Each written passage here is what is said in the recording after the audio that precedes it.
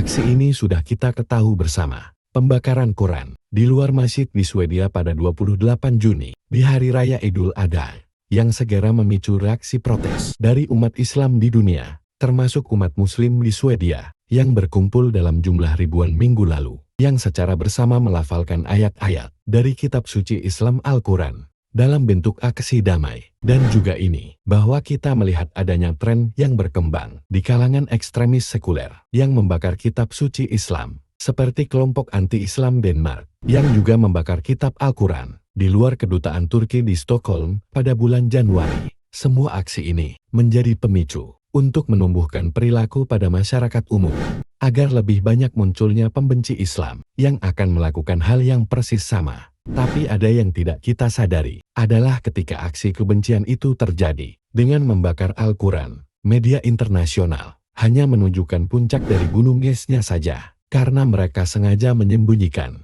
identitas dan hal utama yang mendorong tindakan kebencian membakar Quran. Sebenarnya ada lebih banyak cerita daripada yang terlihat. Mari kita lihat latar belakangnya dan komentar yang tidak konsisten dan hanya bersembunyi di belakang layar ketika berbicara saat meningkatnya masalah anti-Islam ini. Mari kita mulai dengan PBB. Ketika para negara mengeluarkan resolusi untuk mengecam pembakaran Al-Quran bulan lalu. Proposal L23 as orally revised is therefore adopted.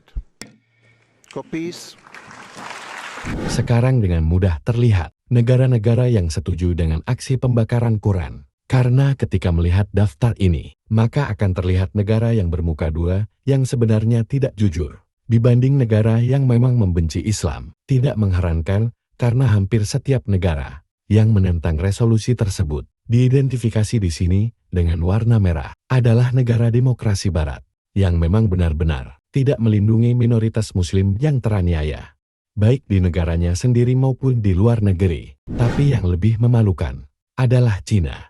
Mereka mengutuk pembakaran Al-Quran, tapi itu sangatlah munafik, karena Cina secara sistematis melenyapkan muslim Uighur, umat yang membaca kitab Al-Quran, serta memenjarakan jutaan orang Islam di negaranya. Pemerintah Cina juga telah membongkar ribuan masjid di seluruh negeri, yaitu masjid kuno di Provinsi Yunnan, yang dibuldoser oleh pihak berwenang bulan lalu. Itu bagian dari tindakan keras Cina terhadap Islam. Oleh karena itu pemerintah Cina yang menentang pembakaran Al-Quran di Swedia sebenarnya sangat munafik dan bermuka dua. Yang sama seperti itu adalah Presiden Rusia Vladimir Putin. Dia memberikan pernyataan ini pada 30 Juni.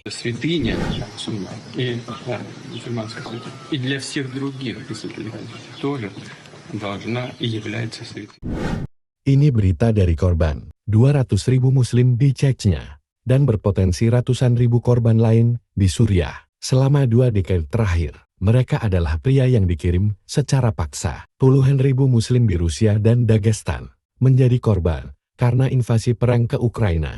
Juga baru-baru ini, Putin melakukan serangkaian penggerebekan dan penangkapan paksa di beberapa masjid di pinggiran Moskow pada tanggal 7 Juli untuk tujuan memaksa lebih banyak muslim dijadikan pasukan umpan perang di Ukraina.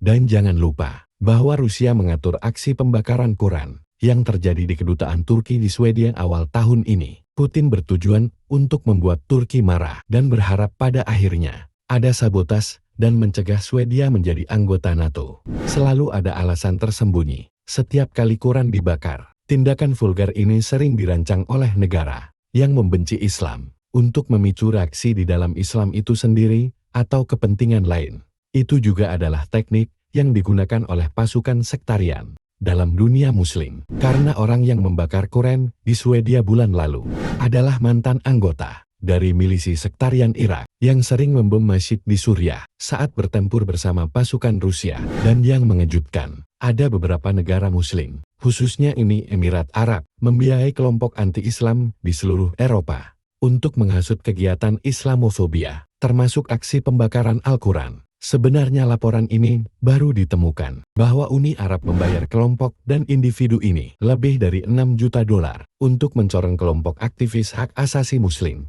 dan pemimpin anggota Ikhwanul Muslimin. Kegiatan kotor ini mengakibatkan dihentikannya sumbangan ke sekolah Islam dan masjid, dan baru 10 hari lalu, kitab Quran yang dibakar dilempar ke sebuah masjid di Jerman, yang menunjukkan peningkatan aksi serupa pada kitab suci Islam di seluruh Eropa. Tetapi kita ingatkan ini kepada para pembenci Islam yang akan membakar Quran, bahwa itu sama sekali tidaklah berarti, karena Quran bukan hanya buku. Itu adalah wahyu dari Tuhan kepada Nabi Muhammad yang jutaan umat Islam sudah menghafalnya. Bahkan anak-anak Muslim berusia 6 tahun dapat menghafal Al-Quran secara keseluruhan dengan sempurna. ما يريد الله ليذهب عنكم الرجس أهل البيت ويطهركم تطهيرا واذكرن ما يتلى في بيوتكن من آيات الله والحكمة. Lihat betapa sia-sianya aksi membakar Quran. Hanya membuat kekacauan saja. Tetapi yang lebih penting, perhatikanlah bagaimana Muslim menghormati kitab suci. Apakah pernah seorang Muslim membakar Injil atau Taurat? Tidak.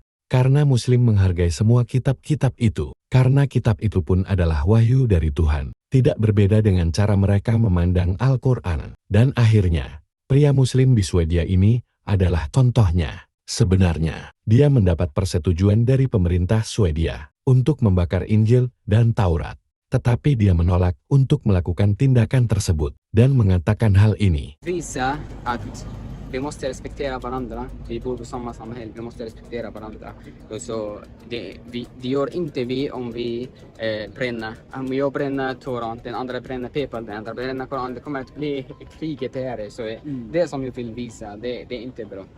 Och apalagi yang perlu dikatakan, sudah jelas bahwa seharusnya semua non-muslim mengikuti teladannya, karena sikapnya mencontohkan bagaimana kita semua bisa dan harus hidup berdampingan secara damai dan harmonis. Dan itu sebenarnya mudah.